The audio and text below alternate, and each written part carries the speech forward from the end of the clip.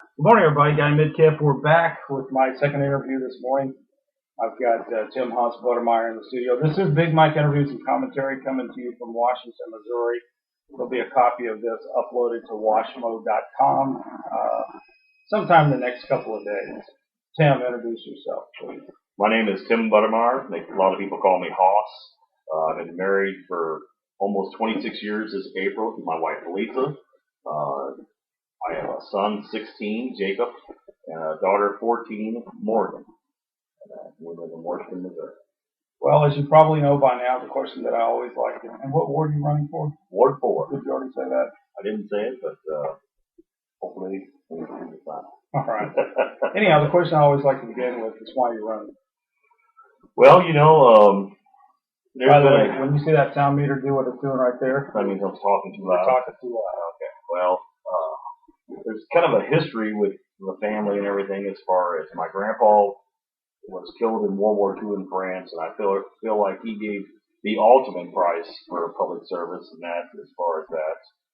My dad and that was the post commander at the American Legion. My mom was the commander of the Ladies Auxiliary. So there's been a lot of history as far as giving back, and I just felt like it was my turn to give back, even though that I belong to a lot of these organizations and I help out.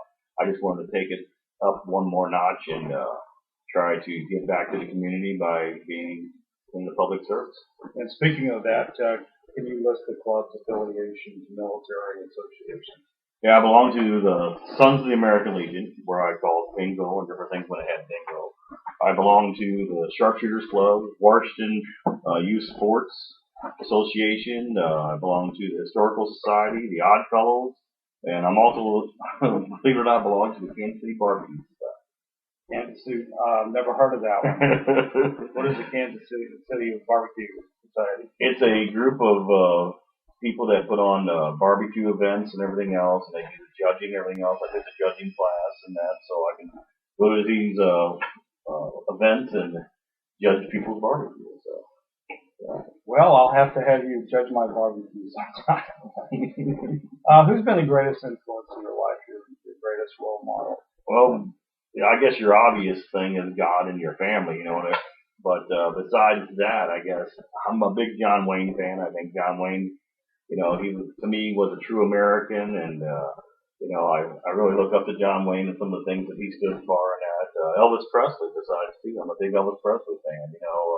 There's a guy right there that in the highlight of his career went ahead and went into the armed services, whether he actually was in combat or anything like that. At least he did not dodge it. You know what I'm saying? He went in and did his part and went from there. So.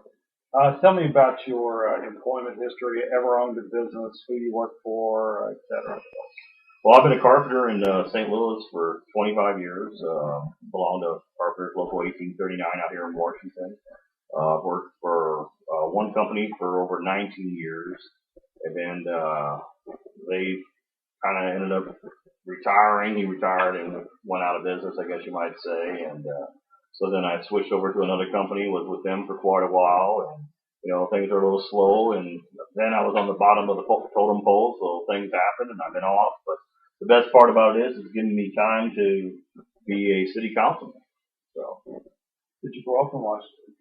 Been here all my life and love it. I mean, I remember when they put the first McDonald's out there at Highway 100 there. It was in the middle of a cornfield, and I was like, wow, what are they doing this for? And look how it's grown. I mean, it's unbelievable how Washington has grown.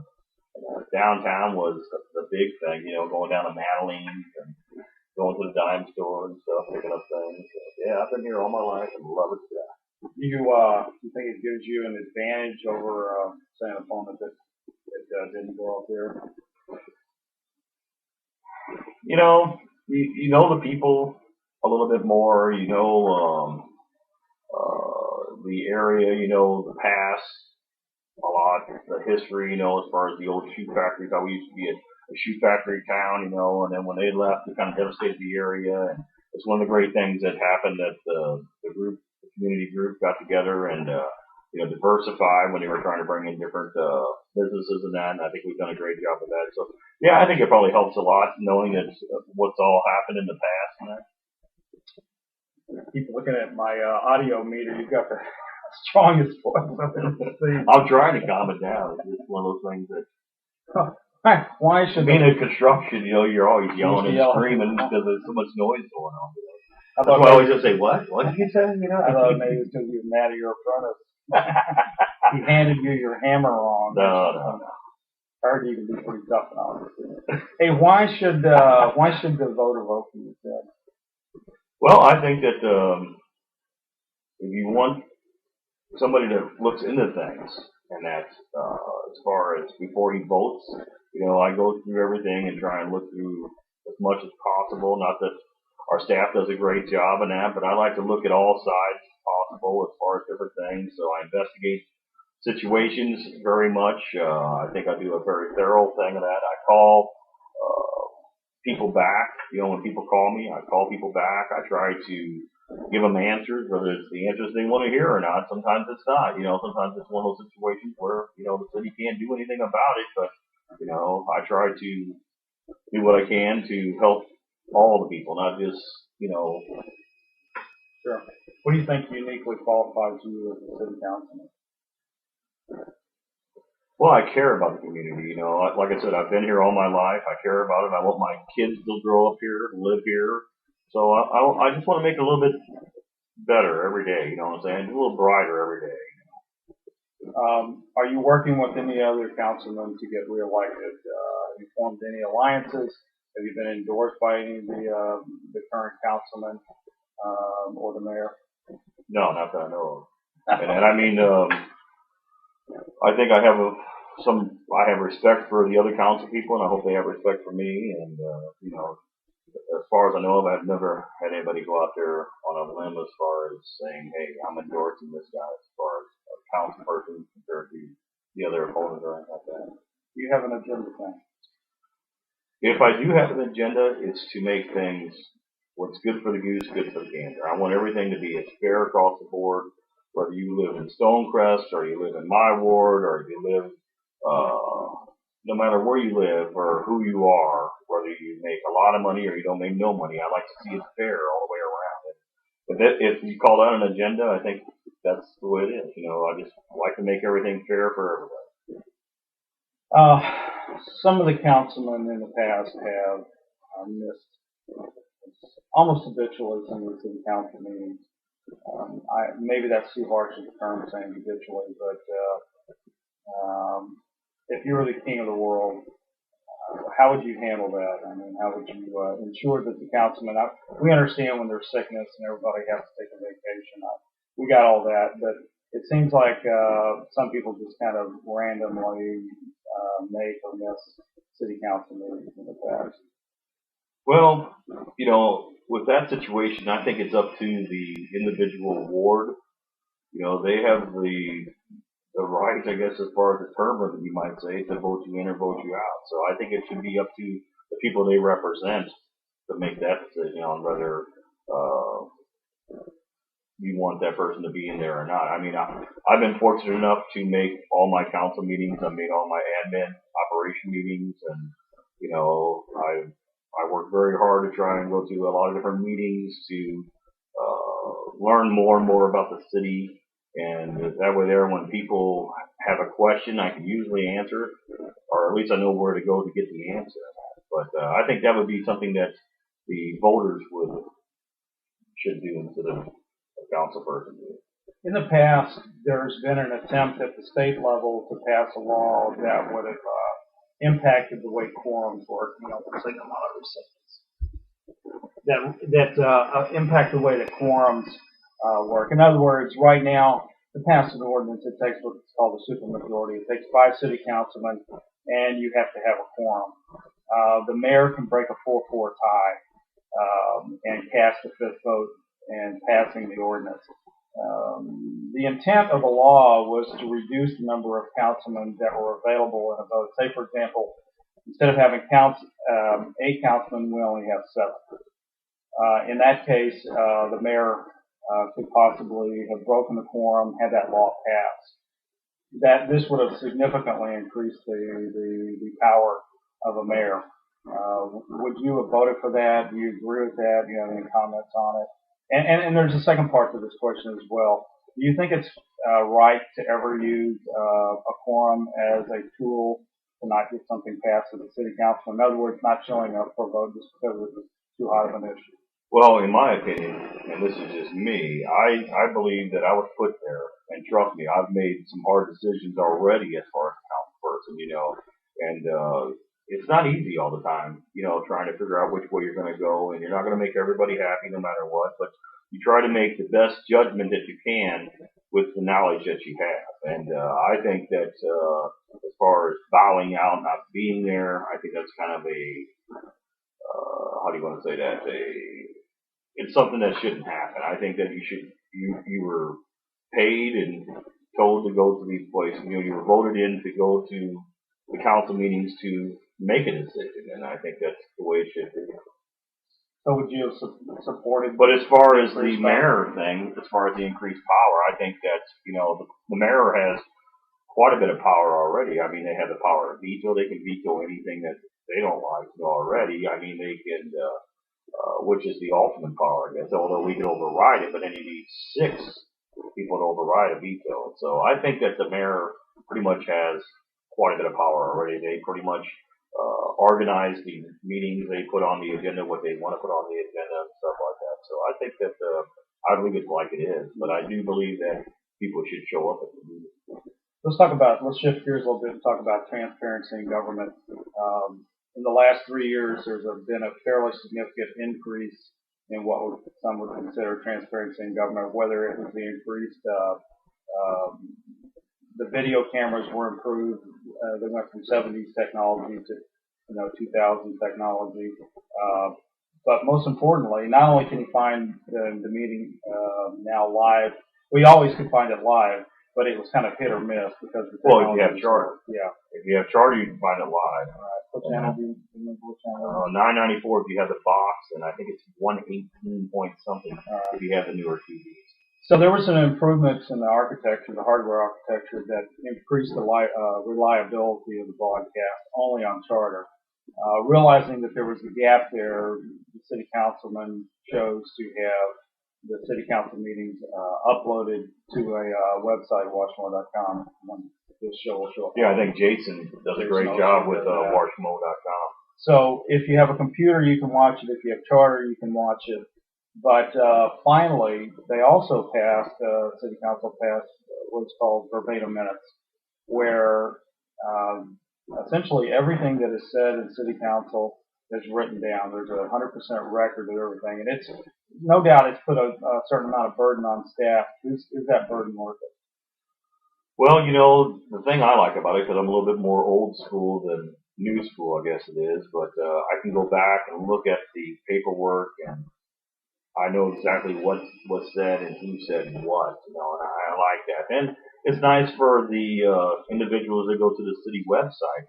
You can look at our council packets, and you can read what was said at the last meeting and everything, too. So, to me, I know it's a little bit of a burden on Mary, and Mary does a great job as far as, typing up the minutes and everything else. But I think it's well worth it, in my opinion, because of the fact that if you do have a question on something that was said, you can look at it right away. You don't have to go to the video. You don't have to go anything else.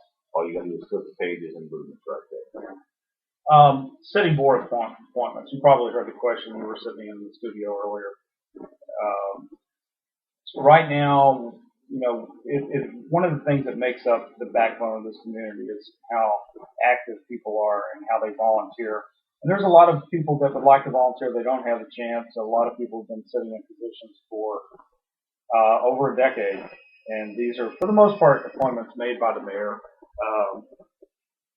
but also some by city council and other methods. Would you change that? Are you okay with the way it is right now? Well, it's always nice to have new blood, I guess you might say, for different things, because there's times when people have different ideals, and as far as some of your boards, you have your tree board, you have your park board, you have a variety of different boards, and that, it might be interesting to see how many people are really interested, because sometimes it takes... Well, what do you think about an application process where people would apply and then the mayor would go through those applications and consider those applications. Well, if you go to the city website right now, there's a spot there that tells you that if you're interested in any boards or anything like that, you can sign up for that. So, I mean, it would be something that if there was more interest and things like that. I mean, a lot of these people that are on these boards are very passionate about what they do, you know, and I mean, I know I've been to many park boards and the people are very passionate as far as being there. I mean, you have your 353, which is not really a city affiliated, so I don't know if the city can do anything with the 353 or Washington Industrial, you know what I'm saying, as far as those boards there. But like your tree boards and stuff like that, there might be people that are more into the urban forestry or stuff like that that would like to be on there. But, you know, it doesn't hurt. I mean, come to the meetings. The meetings are always open and that, and you can always bring your ideas to them that way too. That's a great idea. Let's talk about some of the key issues, past, present, in the future, and kind of give the voter some idea of what goes on in the mind of Tim Buddemeyer. For example, right now, one of the hot issues is Highway 100 beautification, where they're looking at spending roughly $750,000 to beautify roughly, 1,000, 2,000 yards of Highway 100 coming into town. How do you feel about that? Well, first of all, just tell us how you feel about it. That's that expenditure of money. Well, the way I was explained from Jim Briggs, our city administrator, was that this money is coming out of the gas tax. There is a certain percent, which is I think 10%, if I'm not mistaken, that is allocated to do programs such as this that the federal government makes them do. You know, so I mean, it's going to get spent someplace. So, you know, if it is possibly a good, how do you want to say that, a plus to the community to have a nice gateway into the city. And that I would like to see maybe compared to where they have it designed right now, maybe go a little bit farther east because I think that our future is going east for the city. I mean, we've got the new 4-lane highway and that. I think that would be going further east. So, you know, you hate to see something like this done and it's going to end up in the middle of your town instead of at the gateway to the town. So I would like to see it head maybe a little bit more east, and that's something that they can look into when it comes to time to the design and everything else. Now, as far as the money that the city has to be put in, I was very concerned that they were going to try and take it out of the Hassan Capital that the voters just approved here recently. And, you know, it was very hard for that group to come up with the projects that they were going to be coming up with. And we only have a certain amount of money that is going to be spent. So, you know, I didn't want less than a year later, all of a sudden we say we're taking it out of there, and here's a project that wasn't even in the asset capital to begin with. So I was assured from Jim Briggs that it was going to be coming out of the transportation tax, which is another thing that we're doing for the highways and the bridges and stuff like that, and the tax that the voters have approved beforehand, you know what I'm saying, and the other grant that we got was on the Highway 100 is the grant that we got at the intersection of A and Jefferson and Highway 100 to expand that, and that comes out of that same amount of money, and that will save us $950,000 because with that grant by accepting that grant. So, you know, we got basically a cost savings, even though that it's going to cost us $150 to get this $750,000 project. It will save us. Still, if you take that out of the 950, you're still saving 800,000. You're giving our economic developers another plus because that's a key too. You got to look at will it bring jobs to the city or not. And anytime that your economic development people have another plus, and Washington has so many pluses already as far as having the river there, the downtown. You have the public schools. You have the Lutheran school, you got St. Francis Borgia school, we have such a variety. You got a hospital here. You got, they're getting ready to, the new industrial track that, our industrial track are getting ready to make high-tech industry. It's, validated for the high-tech and that. So we'll be one of the few that's going to have it already, listed as a high-tech industrial track. Because with the data center, it brought out a lot of different things as far as fiber optics and everything else out there. So it's a big plus. My head's spinning from the numbers. Sorry about that. $750,000 was what the project is estimated to cost. Our kick is $150,000. I think 150, 154, something like that. I didn't understand where the other 900 $950,000. Well, see, this is the other grant that we got from the same tax money, and that from the gas money and that was to do, and this is what I was told, I'm pretty sure by Jim, was that it was to put dual turn lanes and different things like that because of it helps with the cars. They're not all backed up there, making left-hand turns and all this other stuff. You'll have two left-hand turn lanes. It'll widen that intersection, which we were going to do already when we went west on the widening of Highway 100. So by getting that grant, we're going to save $950,000. Do you feel like this will provide a stimulus for the economy directly through work and jobs and whatnot? Well, I think that it's going to, first it'll provide some construction jobs and stuff like that. And then, let's hold down the construction jobs. Will those jobs are they guaranteed to go to our local people, or do we have any idea who will get those construction jobs? No, they haven't been out to bid yet, so I don't know. I have no idea if our local people will even bid on it. I don't know. And then the other question is, will it provide long-term stimulus to the economy? In other words, is that going to be part of why somebody would relocate a company here or move here? Is because of the beautification on 100? As far as the beautification thing, anytime you get extra pluses, and that as far as trying to bring a company in here, and that's one of the things they look at, when our airport, we have so many pluses already. I think there's a possibility that it could make things better, you know what I'm saying? Is there any move afoot to figure out what our return on investment would be on that? In other words, are we going to look back in 5 years and say, hey, you know what? This is kind of part of what made our community what it is today, or give the taxpayer who really doesn't have a lot of choice in this whole process, other than through voting. Is there a chance that we could come back and look at this beautification, which looks like it's going to go through, and say, you know what, this is definitely worth the $750,000. I mean, it brought in X number of jobs. We know that it's helped this car sales, the whole 9 yards. But, the way that most of the country does return on investment. Like our federal government, right? Yeah, no, let's exclude our federal government. I guess we could go there, but that'd probably be a different problem. Anyway, well, we're getting bogged down in the mud. Let's press on. No smoking ban. How do you feel on that? There's no ban currently, but there's a lot of talk about it. I'm against the smoking ban because of the fact that I think that our community and our businesses do a pretty good job already. I mean, I think it was 27 different places as far as restaurants. So I looked into this quite thoroughly, I guess you might say. I called 27 different restaurants. Out of those, there was 18 that already have no smoking in that. I think if you have a place that you would like to see no smoking, maybe do a petition or something to get signatures to try and convince the owner to change your mind and go no smoking if that's what you like. But I don't know if the government should be getting involved in telling a business on, whether they want smoking or not in their business. You made a comment earlier, what's good for the goose is good for the gander. You were talking about, if we pass ordinances for one part of the town, it should be for the entire part of the town.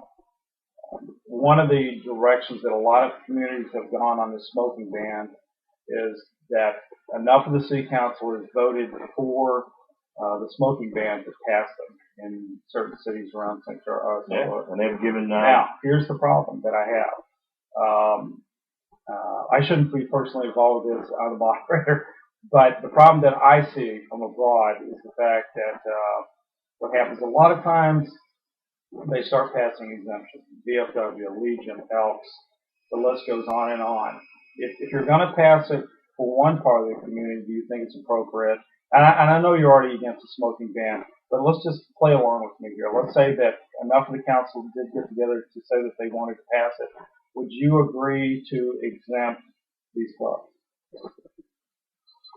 I personally think that,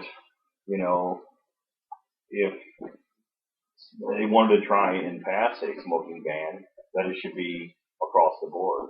I think they've already had problems, and you can see that down in St. Louis already. Well, I don't sell this much food, or so I'm a bar, so then I should be able to do it. You already got problems down in St. Louis already with that kind of stuff where they have to estimate.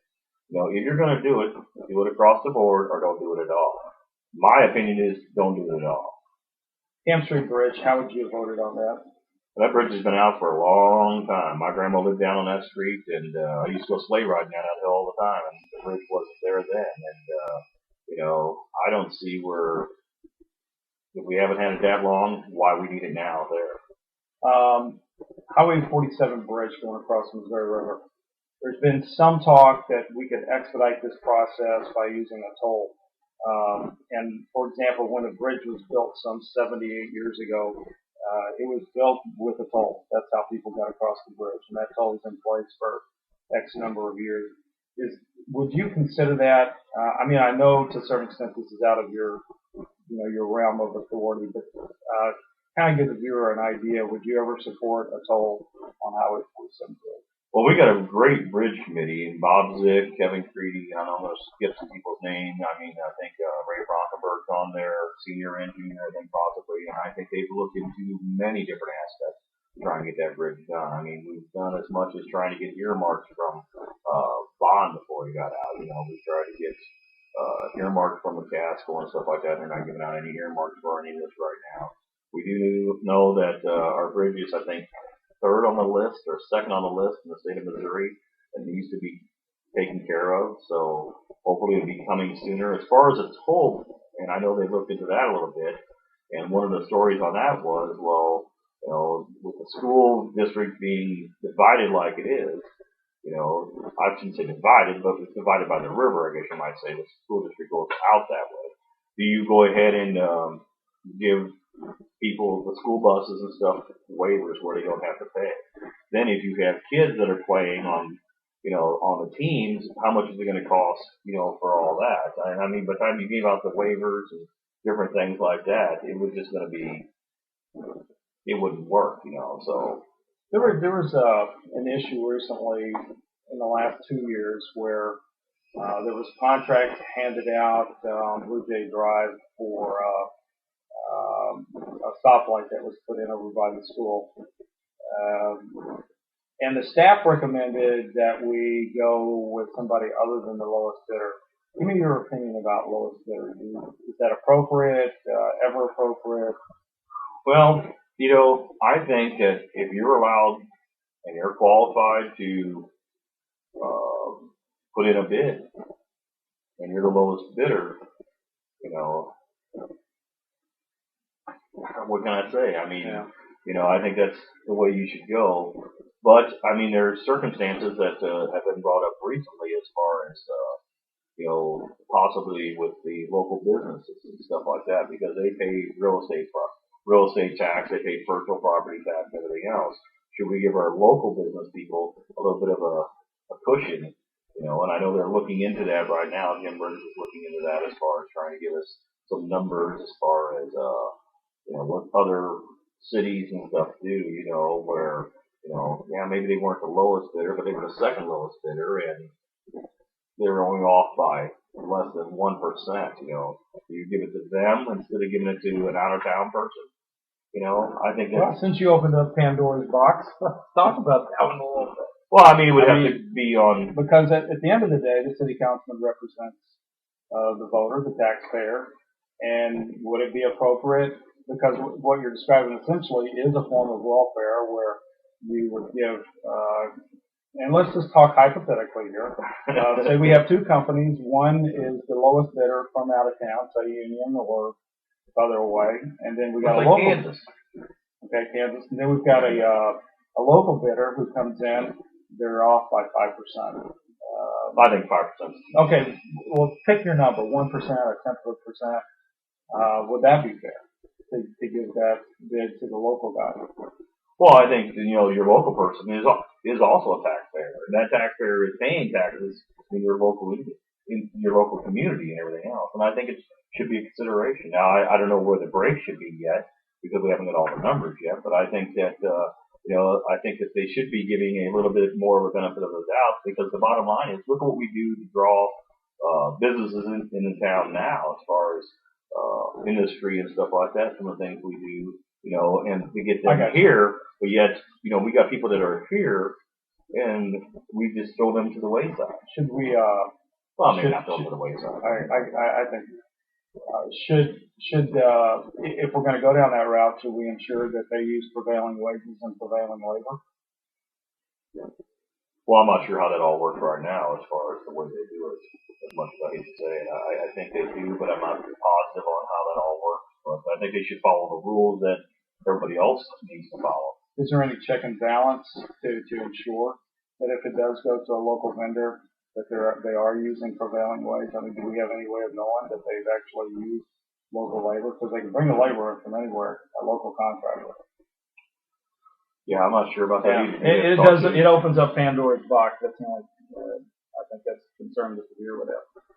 Sprinklers. There's a movement possibly afoot to require mandatory sprinklers be put in all future residential construction. Would you support that? Well, I was one of the few. I was the only council person that went out to the fairgrounds when they had a demonstration done. Bill Helming, our fire chief, invited all the council people out. I went out there and watched it, and I knew quite a bit about sprinklers to begin with. I was in commercial construction, so you see that all the time. And they do put out fires, there's no doubt about that. But as far as a mandatory thing, I think that's going a little bit too far. I think you should have your choice whether you want it or not. Red light cameras, how do you come down on red light cameras now? Well, I voted against the red light cameras. I cannot see where there was a significant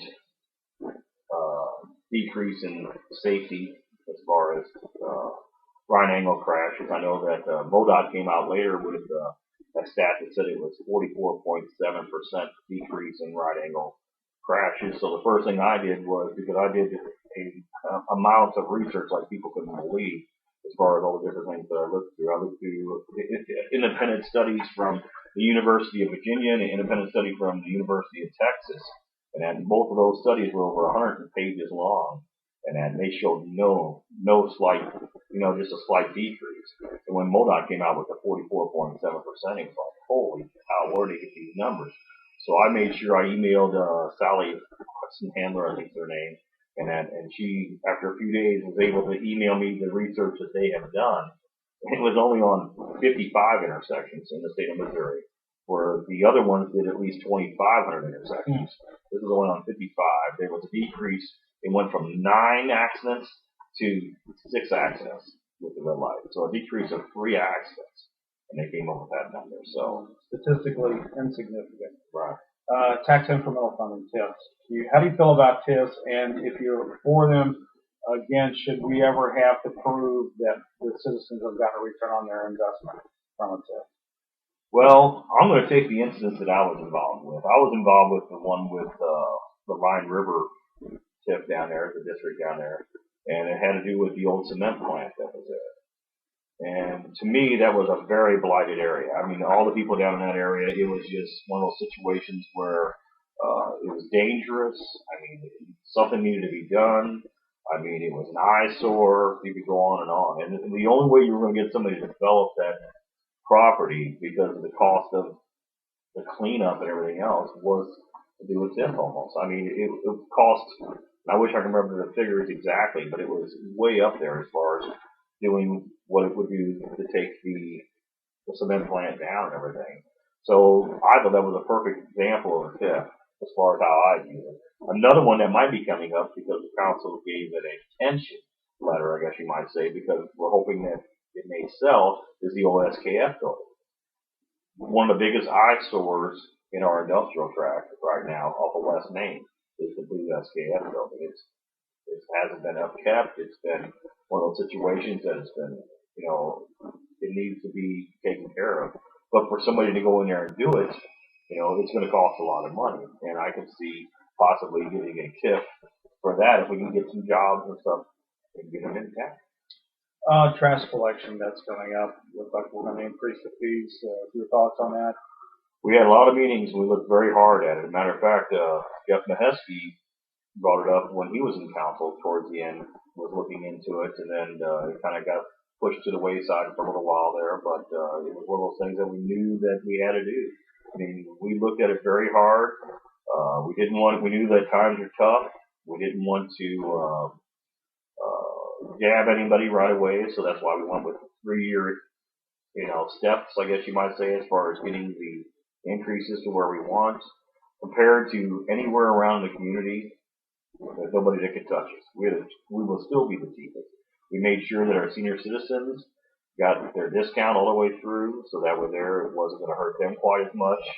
Uh, we did a lot of extensive look at it, and we still got some things we're going to look at. The first thing we did was raise the rates for the haulers that come in. That was the first thing we did, automatically, right off the bat. So, we've already did some steps already to try and help, but we definitely needed an increase. Well, we're moving to the finish line here. One of the questions I always love to ask is, can you give us some ideas how to save the taxpayer some money? Well, one of the great things that has happened since I've been in council was some of the different ways we had budget crunches and everything else, and so we were looking at different things. We even talked about possibly a furlough for a while for the employees, which to me it would have been each employee would have had to take off for 10 days, once a month, and the bad thing about that was it would have gave us less services. So we're still paying the same amount of taxes, but we would have been given less services. And I thought there might be other ways to look around that, So we looked at different ways to crunch some money, and by looking at ways to crunch money, we found a possibility of we went to a different insurance company, which saved us, the city. I think I got that wrote down here, $125,000 just by changing insurance companies and that with the same coverage and everything else. We went to a new billing system, and that was the thing that's really great about the employees. A lot of times you learn how to save money by listening to the employees. And the cards that we were setting out for our water bills and sewer bills and everything else was an added expense that the post office was getting aggravated because sometimes it would pre-rip when they were running through the machines and all that. So some people would only get partial bills, and stuff like that. They would only get one part of the bill and that, So there was problems with that. So we went into a situation where we found something that would work, and it ended up saving us close to $32,000 a year in that. So, there's a lot of different things, and I think that we need to look at possibly the leaf pickup could save us, but it cost us close to $70,000 last year just for leaf pickup. And Brian Bamer had a great idea, I thought, and it's something to look at as far as brown bagging it. You get a lot of people say, well, my leaves have been on the grass for so long, it's killing the grass, Well, if you brown bag it up, put it where you put your trash bags, your regular trash can, we can run a trash truck through so much quicker and easier and just throw it in one designated trash truck to take out to do the recycling with it and everything else. And I think I would save some money there.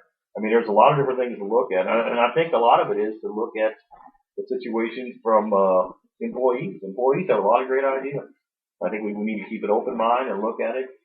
We've looked at some early retirement possibly. We've looked at a variety of different things. One of the things is we did increase some revenue as far as like out the park system. They decided to put soda machines as far as it has water and stuff like that at different locations, which generates a little bit of money that they can use for the park system. Plus, it's also a benefit to the people that are out there. It's a convenience fund. We've decided to go ahead and we passed a thing for rentals on the pavilions. You used to be first come, first serve, and they used to get tons of calls all the time wanting to rent out a pavilion, so they didn't have to get there at 5 o'clock in the morning. You know what I'm saying? So, even though it's a slight fee, which is only $25, but at least it's another way to semi-generate money and plus help out the citizens. So bringing jobs to the community, that's always a hot topic. Yeah, and that's one of the reasons why I really, really wanted to get on 353 and that as far as through the council on that too. Explain to us what 353 353 is a redevelopment, I guess, board that helps with bringing different, like the Harmon Becker, like Trilogy, like St. John's Data Center. It helps bring industry out here and that. And the thing about it is, there's so many pluses as far as being on there and learning on how you could help get a company here. And it really, you learn a lot from those guys. You got Bill Miller Sr., you had Rob Boss, Frank. You had Elmer Hyman. I mean, there's some big people on there that have done a lot for this community. It really makes a big difference. Big Mayor, there's a lot of people that are very want to give back to Washington, I guess you might say, by helping and creating jobs for people and stuff. So it's something that I think the council could actually help by listening and seeing what they need and trying to give them as many pluses as they can to get people here. Well, look into the camera and talk to the voter directly. Convince me, convince them why I should vote for you. Well, my opponent is a very great guy. I mean, he is. I'm not going to say nothing bad about him. He's very good. Joe's a nice guy. But I think that I have the time. I think that I've proven that I have the time. I'm dedicated. I want to work with people. I want to work with all people, not just individual, certain people. I want to be there for everybody, and I want to be able to answer and help people out. I mean, to me, I just have the time, and I think I can do a good job, and I hope I've done a good job. I think people think I have, and kind of go from there. Well, ladies and gentlemen, this has been Guy Midkiff with Tim Buddemeyer. Big Mike interviews and commentary coming to you from Washington, Missouri. Joe Holtmeyer will be coming on at 11 o'clock today, so if you want to come back at around 11 o'clock, we'll be streaming live again on Ustream. Go ahead and send emails to your friends and let them know. I'll also have a copy of this interview on washmo.com. There'll be an audio where you can listen to the audio. And about the first half of Tim's interview was captured on video, unfortunately. It stopped recording about halfway through the video, but we still have the audio, Tim, so they'll be able to hear you. Conspiracy. Yeah, right. All right. Out to get me. There you go. Tim, thanks a lot, buddy. Thank you. Take care. So we're off here. So I can hear it already? Well, I was going to say, I thought he was your friend.